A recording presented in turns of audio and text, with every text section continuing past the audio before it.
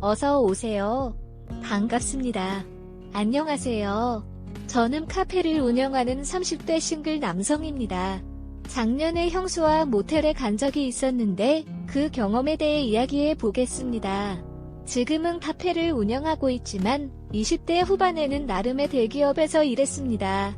입사하자마자 첫 사수였던 선배와는 회사를 그만둔 이후에도 계속 연락을 하며 지냈습니다. 대기업에서 일했습니다.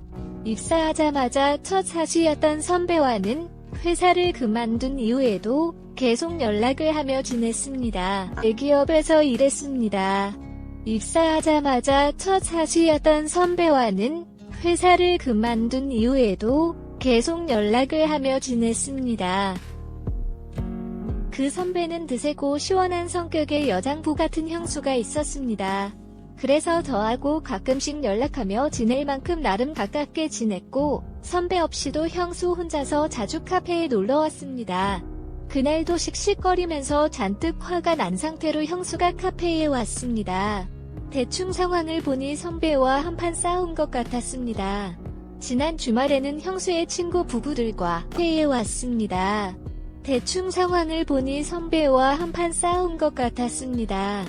지난 주말에는 형수의 친구 부부들과 카페에 왔습니다. 대충 상황을 보니 선배와 한판 싸운 것 같았습니다. 지난 주말에는 형수의 친구 부부들과 부부 동반 여행을 갔는데 선배가 전날 늦게까지 야근을 해서 여행 가서도 잠만 자고 여행 중반에 회사에서 오는 전화를 받고 혼자만 먼저 가버린 것이었습니다. 평소 혼자서 남은 기간 동안에 친구 부부들 사이에 껴서 여행을 하고 온 것이었습니다. 평소 혼자서 남은 기간 동안에 친구 부부들 사이에 껴서 여행을 하고 온 것이었습니다. 평소 혼자서 남은 기간 동안에 친구 부부들 사이에 껴서 여행을 하고 온 것이었습니다. 충분히 형수가 화를 낼 만한 상황인 것도 이해가 되지만 회사에서 대충 어떻게 일이 돌아갔을지도 예상이 되다 보니 형수에게 선배도 돈을 벌어야 하니까 그런 거 아니겠냐면서 형수가 조금만 이해해달라고 하였습니다. 그런 거 아니겠냐면서 형수가 조금만 이해해달라고 하였습니다. 그런 거 아니겠냐면서 형수가 조금만 이해해달라고 하였습니다. 형수는 눈에 힘을 잔뜩 주면서 그깟 돈 내가 벌겠다면서 이를 바득바득 갉았습니다. 선배가 퇴근해서 카페로 올 때까지 형수는 카페에 있었습니다. 선배가 오기 전까지 중간중간 풀어주려고 노력을 했지만 평소에 화는 풀리지 않았습니다. 오기 전까지 중간중간 풀어주려고 노력을 했지만 평소에 화는 풀리지 않았습니다. 오기 전까지 중간중간 풀어주려고 노력을 했지만 평소에 화는 풀리지 않았습니다. 선배는 미안하다며 간식을 사서 왔습니다. 그렇게 같이 간식을 먹고 형수와 선배는 집으로 갔습니다. 1시간쯤 지났을 무렵에 선배한테서 전화가 왔습니다. 아무래도 카페 화장실에 형수가 핸드폰을 두고 온 것 같은데 확인해 줄 수 있냐고 묻는 것이었습니다. 카페 화장실에 형수가 핸드폰을 두고 온 것 같은데 확인해 줄 수 있냐고 묻는 것이었습니다. 카페 화장실에 형수가 핸드폰을 두고 온 것 같은데 확인해 줄 수 있냐고 묻는 것이었습니다. 일단 분실물 맡긴 것은 없다고 알려주면서 화장실을 확인해보니 평소 핸드폰이 있었습니다.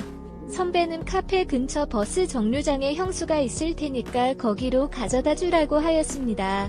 아직도 집에 안 가셨냐고 묻는 말에는 한가득 짜증 섞인 말투로 모른다면서 전화를 끊었습니다. 또 집에 안 가셨냐고 묻는 말에는 한가득 짜증 섞인 말투로 모른다면서 전화를 끊었습니다. 또 집에 안 가셨냐고 묻는 말에는 한가득 짜증 섞인 말투로 모른다면서 전화를 끊었습니다. 버스 정류장에 가보니 형수는 펑펑 울고 있었고 저를 보자마자 끌어안더니 대성통곡을 하는 것이었습니다. 주변에 사람이 너무 많아서 일단 같이 택시를 타고 선배네 집으로 갔습니다. 평수는 너무 억울하고 화가 나는데 선배네 집 앞에서 형수를 내려주고는 다시 카페로 돌아왔습니다. 너무 억울하고 화가 나는데 선배네 집 앞에서 형수를 내려주고는 다시 카페로 돌아왔습니다. 너무 억울하고 화가 나는데 선배네 집 앞에서 형수를 내려주고는 다시 카페로 돌아왔습니다. 돌아오는 차 안에서 제 모습을 보니 사방에 형수 화장품과 울면서 나온 분비물들이 묻어 있었고 옆자리에는 평소 핸드백이 그대로 있었습니다. 도저히 카페로 돌아가서 일할 상황이 아니라서 카페는 직원들에게 부탁을 하고 고창집으로 퇴근을 하였습니다. 상황이 아니라서 카페는 직원들에게 부탁을 하고 고창집으로 퇴근을 하였습니다. 상황이 아니라서 카페는 직원들에게 부탁을 하고 고창집으로 퇴근을 하였습니다. 집에 도착해서 형수 핸드백이 저한테 있음을 형수에게 문자를 남긴 뒤에 씻고 나왔습니다. 맥주 한 잔 마시면서 궁금한 마음에 평소 핸드백을 열어보았는데 각종 화장품과 축축이 젖어있는 속옷이 나왔습니다.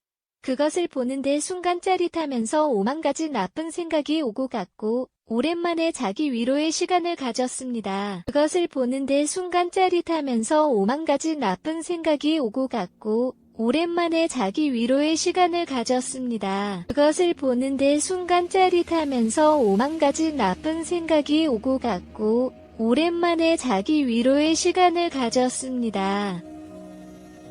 그런 다음날 형수가 카페로 핸드백을 가지러 왔고 온 김에 카페 창업에 대해서 이것저것 물었습니다.